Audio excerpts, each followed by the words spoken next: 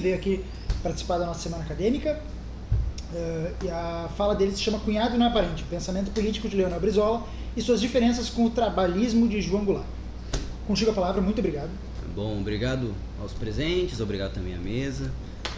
Primeiro, gostaria só de já inserir o meu trabalho. O meu trabalho ele opera dentro da teoria política, tá? É um trabalho que conversa também com as ciências sociais e também com a filosofia, uma vez que ele também foi orientado por um professor que trabalhou com as duas coisas, né? O professor Marcos Fanton, professor da FSM. E, né, vamos dar início agora à minha apresentação. Enfim, então antes de a gente começar a falar do pensamento político do Brizola, a gente tem que estar inserido no contexto onde a sua radicalização começa. Por quê? O pensamento político do Brizola se diferencia justamente do João Goulart pela sua radicalização. Uma vez que o Brizola fez a campanha da legalidade, onde foi um ponto que eu considero, na minha pesquisa, alto do seu pensamento político, e o João Goulart é alguém mais constitucionalista, alguém mas não tão combativo, tá? Então vamos dar primeiro o contexto que é onde eu opero, o contextualismo skinneriano, né, do Quentin Skinner, que é necessário a gente entender qual era a situação onde estava situado Leonel Brizola. Então primeiro nós temos uma república ainda muito instável, mesmo após a queda do presidente Getúlio Vargas, que conseguiu trazer o mínimo de estabilidade para a República e passar adiante, mas devido a uma série de problemas, isso incluindo os militares, já nos anos 60 no Brasil, a gente tinha um cenário de dicotomias. O primeiro deles, que a gente pode ver, é o senhor Jânio Quadros, presidente do Brasil durante esse ano, da qual fez algumas coisas que hoje em dia se considera meio bizarrice dentro do contexto histórico brasileiro, que é condecorando o Che Guevara, alguém que ele era vertiginosamente ideologicamente contra, né, com a medalha Cruzeiro do Sul, que na época era a maior premiação que o presidente da República poderia dar poderia repassar a um chefe de Estado. E Leonel Brizola, em 61, do Palácio Piratini, onde manteve, uma resistência com a tentativa de golpe em 1961. Tá? Então vamos agora entender o que é esse Brasil. Eu coloquei esses dois livros aqui, né, o Revolução que Faltou Encontro e o Forças Armadas e a Política no Brasil, onde a Revolução no Brasil, por que faltou um encontro? Porque a gente tinha uma série de movimentos esquerdas, desde os trabalhismos a revolucionários maoístas, onde todos eles convergiam para algum ponto, só que por falta de organização e por outros motivos políticos também, não houve nenhum tipo de tentativa revolucionária. E isso o Denis Arão Reis Filho deixa bem claro isso no livro dele, inclusive recomendo bastante. E o Forças Armadas na Política do Brasil mostra um contexto mais sociológico das Forças Armadas, que é o quê? Um contexto onde as Forças Armadas do Brasil, especialmente a infantaria do Exército, ela mantém-se como uma propriedade do Brasil, então ela é ideologicamente estéril em relação, então ela não tem uma ideologia nem à esquerda nem à direita, e sim apenas a proteção da nação, algo vindo do Floriano Peixoto, um pensamento florianista, e que, enfim, então nós temos esse cenário sociológico, que é o quê?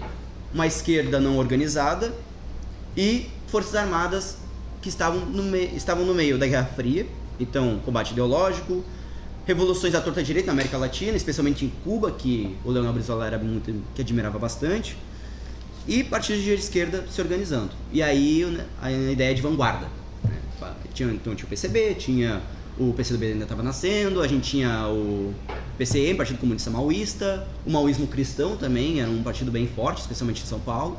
Então nós tínhamos vários movimentos desses. E em 61 acontece a tentativa de golpe, né? Que eu já vou falar sobre isso. Que o senhor João Goulart, que o Jânio Quadros tinha sido deposto, João Goulart tentou assumir, segundo a Constituição, o vice-presidente que assume.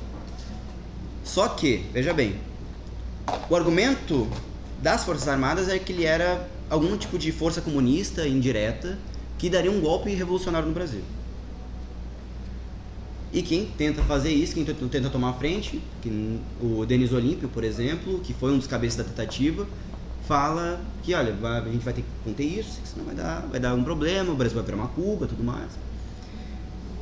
E 61 entra. Enfim, o que é 61, né? O que são os anos, a legalidade de 61? Com a tentativa da deposição, a força do senhor João Goulart, Leonel Brizola resiste de modo armado no Palácio Piratini, onde ele fala que, olha, isso é inconstitucional, se os armas estão tentando dar um golpe na nossa Constituição, a gente tem que manter essa posição. Né? Então perceba o seguinte, a República Brasileira estava instável. Em 3 anos depois, já em 64, daria sido o golpe militar. No entanto, em 61 foi postergado isso, era para ter acontecido antes. Entendeu? Então, veja só, a instabilidade política estava situada, a instabilidade histórica, né, por conta da Guerra Fria, a instabilidade sociológica, com a tentativa dos militares assumirem sempre, isso se repete, né, isso anterior e posteriormente, tivemos ano retrasado isso. Enfim, agora com esse ponto alto da legalidade, nós temos agora que esmiuçar o pensamento político do Brizola. Por que ele chegou nesse ponto? Justamente porque ele é uma herança direta, e isso defende, uma herança direta do Getúlio Vargas. Por quê? Não enquanto ditador em 30, não em 1930, mas sim enquanto democrático em até 45. Ou melhor, depois, né, em 54. Então, ele tem ele conseguiu organizar toda a sua influência política dentro do antigo do PTB, né, Partido Trabalhista Brasileiro, da qual esse trabalhismo, antes de ser tomado pelo Roberto Jefferson em 2024, esse trabalhismo ele ainda era uma herança. A gente tinha pessoas como a Eunice Paiva e o Rubens Paiva lá, né, que tinha uma influência muito forte política. Era um partido onde não se tinha muita influência dos comunistas, uma vez que eles eram bem antagônicos, hoje que se diferencia, não diferencia tanto, mas naquela época sim. Enfim, então ele arquiteta todo o seu pensamento político dentro da doutrina pasqualinista, do Alberto Pasqualini, né, de uma educação emancipadora, de um Estado desenvolvimentista, de um Estado onde ele toma os meios de produção e desenvolve a força, nem que seja necessário. Veja, não é que ele vai fazer isso, mas se for necessário que sim seja feito. E isso recalca no Getúlio Vargas, que deixou essa herança. Ele radicaliza esse pensamento do Alberto Pasqualini e mantém um pensamento castilhista do Júlio de Castilhos e mantém isso pra gente. E mantém isso pro Brizola. Né?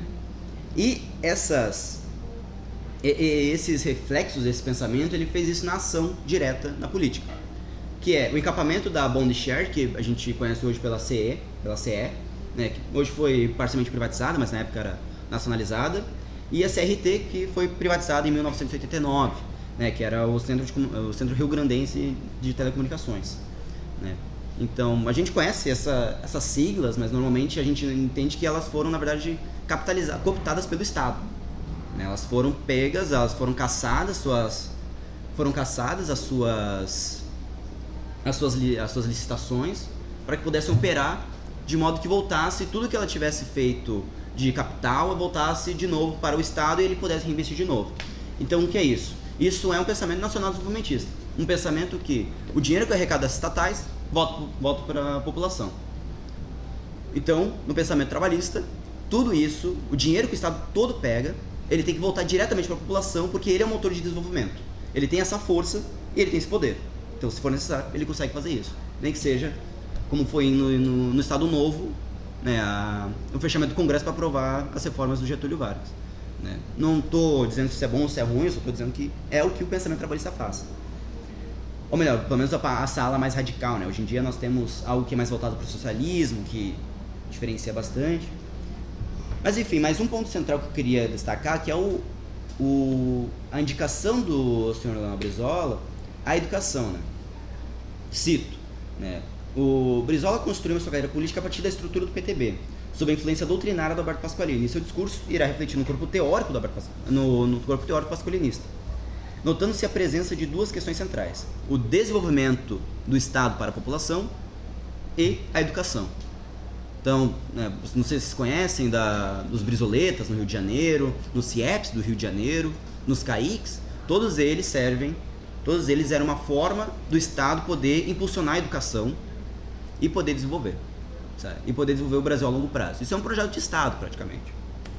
Né? E agora, onde é que entra essa ruptura? Né? Para quem não sabe, o João Goulart e o Brizola eram cunhados. Né?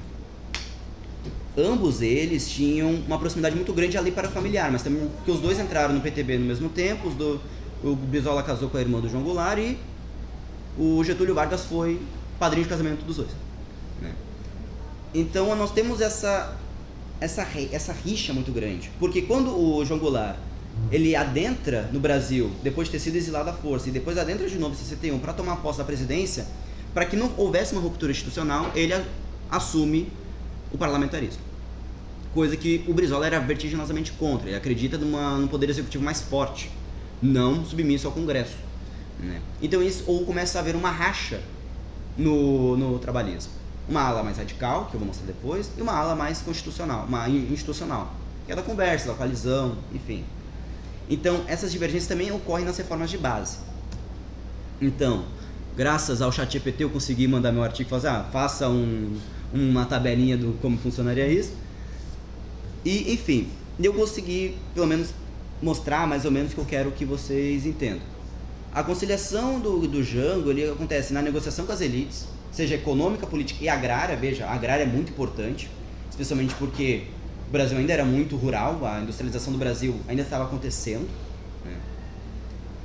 Política, que é a alta cúpula, especialmente os militares, né, que estavam dentro da política, e a econômica, que são a burguesia. Houve a Revolução Burguesa em 30 e ela se constitui ainda na política. A aceitação do João Goulart pelo parlamentarismo, isso, né, era uma forma de... Eu vou defender o João Goulart nesse sentido, porque ele basicamente, olha, eu não quero que aconteça uma ruptura institucional, é melhor que o Brasil não entre em uma guerra civil, coisa que o Brizola, para ele, tudo bem. Que o Brasil não entre numa guerra civil e que as reformas sejam graduais. Então, reforma agrária, que haja restituição das terras para o pessoal, sabe? Reforma da CLT, que haja uma espécie de flexibilização para os empresários, os pequenos empresários e médios empresários, e assim indo, né? E conversa sempre com o Congresso Nacional. Diferencia do Brizola, da qual eu acreditava no rompimento direto com essas elites, sabe? E da qual acreditava que eu escrevi errado ali parlamentarismo, mas é presidencialismo forte, né? O hiperpresidencialismo, e o que eu chamo de lei ou na marra, que eu deixo explícito no meu artigo. Na lei ou na marra, que é o quê? Ou acontece, ou é por decreto. Ou a reforma agrária acontece, as elites querendo ou não, porque ela é uma necessidade, seja histórica ou seja daquele estado, ou a gente decreta isso. Ou as elites aceitam, elas vão ter que aceitar esse tipo de coisa. E aí que haja a ruptura. Cunhado, né, parente, é um termo que ele mesmo titulou, porque constitucionalmente nenhum parente pode se eleger à presidência, pode estar, né, se candidatar à presidência, sendo que o presidente anterior é parente de algum grau, sabe? E aí ele fala, sabe, pergunta pro Brizola, Brizola, tu tá dizendo que tu não pode porque tu é parente da pessoa, né? Tu é parente do João Goulart. Aí ele fala, cunhado não é parente. Aí fica o lema, cunhado não é parente, Brizola presidente, né? Essa eleição aconteceria em 65.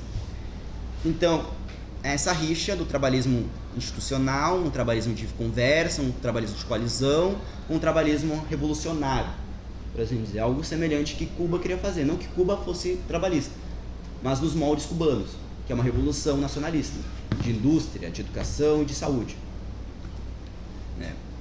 Enfim, o que sucede depois na história em relação a isso é o discurso da superintendência da reforma agrária do João Goulart, que é um discurso no Central do Brasil que durou 8 minutos, ele falando da necessidade da reforma agrária e da expoliação das terras que acontecem em rodovias, né? E isso redistribuía aos camponeses, aos pequenos camponeses. E isso tudo é obliterado no 1º de abril de 64, com o golpe militar, né, pelo Júlio Mourão, né? Então, como conclusão, eu posso tirar desse projeto então o Brizola, ele tem um trabalhismo combativo das elites. Então ele necessariamente precisa combater essas elites para que o Brasil seja impulsionado. Isso abrange uma certa filosofia da história também, porque o fio da história, os conflitos da instituição e os conflitos das classes, eles são tão fortes e tão aguerridos que eles vão ter que se romper para que continue o progresso histórico, né? Lembrando que o trabalhismo é bem positivista, então ele ainda trabalha com a ideia de progresso histórico.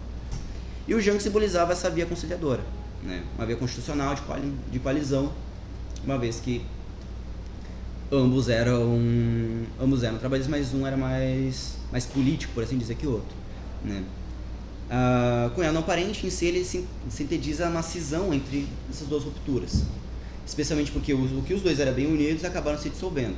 Em 2000, se não me engano, até para uma entrevista que o Brizola cede para o pessoal para o Memorial Trabalhista do PTB, ou melhor, do PDT, isso simboliza, ele fala, olha, a minha briga com o Jango não foi boa, uma vez que a gente teve que fugir do Brasil do mesmo jeito, em 64. Eles foram exilados. O Jango acabou morrendo, né, no exílio, e o Brizola conseguiu voltar, né? Até hoje ronda um certo mistério na morte do Jango para ver se ele foi morto, se ele foi envenenado, coisa do tipo. Enfim, isso não entra no caso. O que entra no caso é, fim ao cabo, o Brizola acaba se arrependendo dessa briga que ele teve com o cunhado dele e mostra que essa cisão não deveria ter acontecido. Isso mostra até uma certa desradicalização do Brizola na redemocratização, tá? Porque ele ainda combate as elites, só que nos modos que o Jango combatia, né? Enfim, essas são as minhas referências e eu gostaria de destacar a do José Murilo Carvalho, Força Armada e Política no Brasil, que é um livro bem importante, especialmente no contexto atual político que o Brasil tem hoje, né? Enfim, muito obrigado. Obrigado. Nós temos bastante tempo para perguntas e também caso tu queira fazer mais alguma colocação, observação a mais, bom, está aberto. Alguém tem alguma pergunta, alguma dúvida, algum comentário?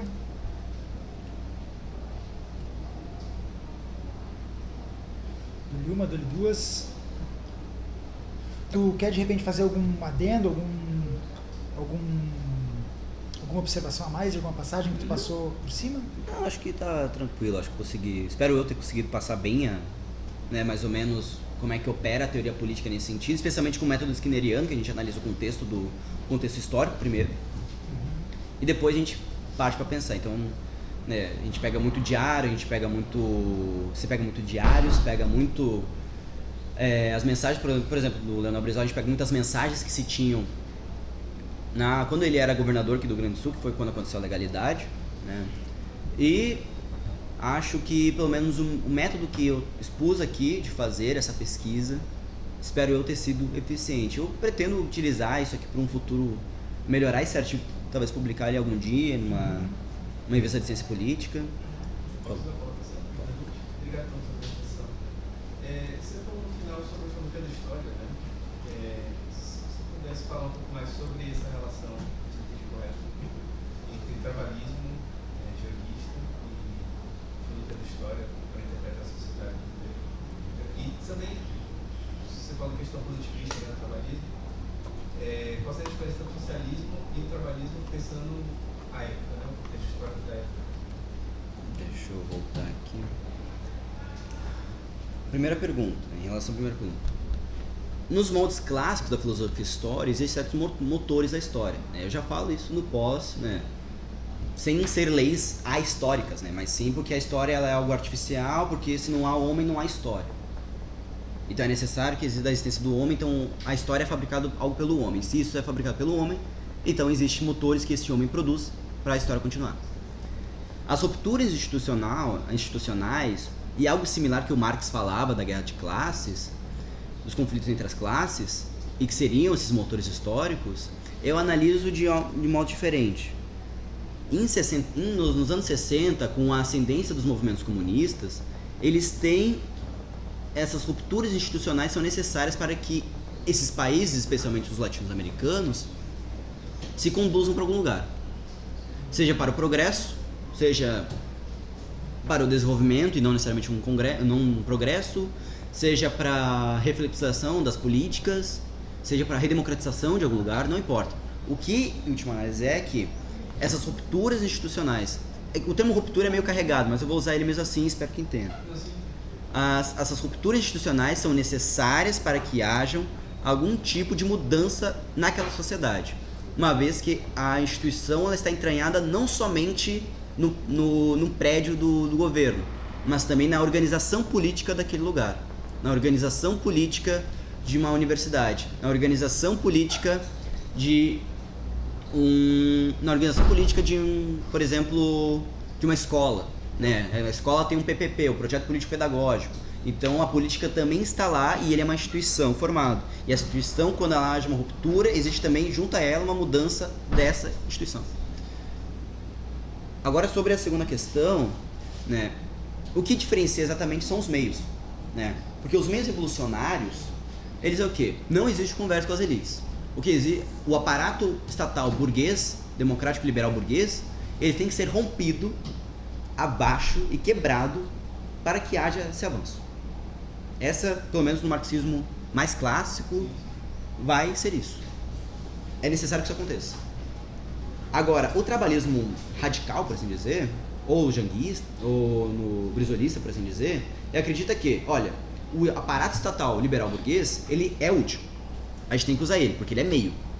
A gente não pode romper ele. Se a gente romper ele, a gente não consegue se organizar, por assim dizer. Então é mais fácil que a gente use o aparato burguês do que não usar ele. E o janguista, do Jangular, por exemplo, ele mantém essa diferença justamente que, olha, não é necessário uma revolução para o bem-estar do trabalhador. Os trabalhadores, eles não necessariamente precisam de uma revolução para que eles tenham seus direitos afirmados.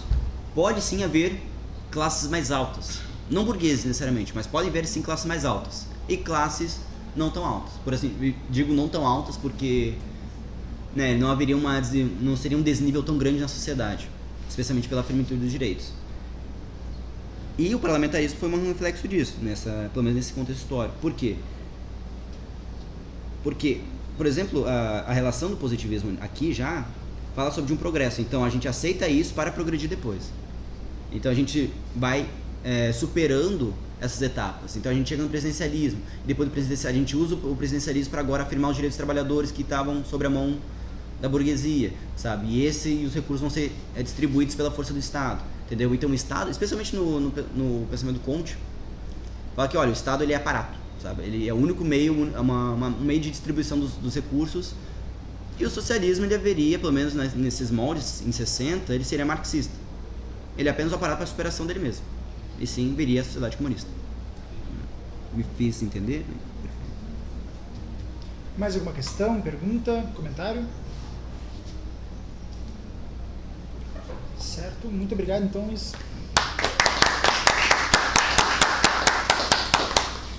Pessoal,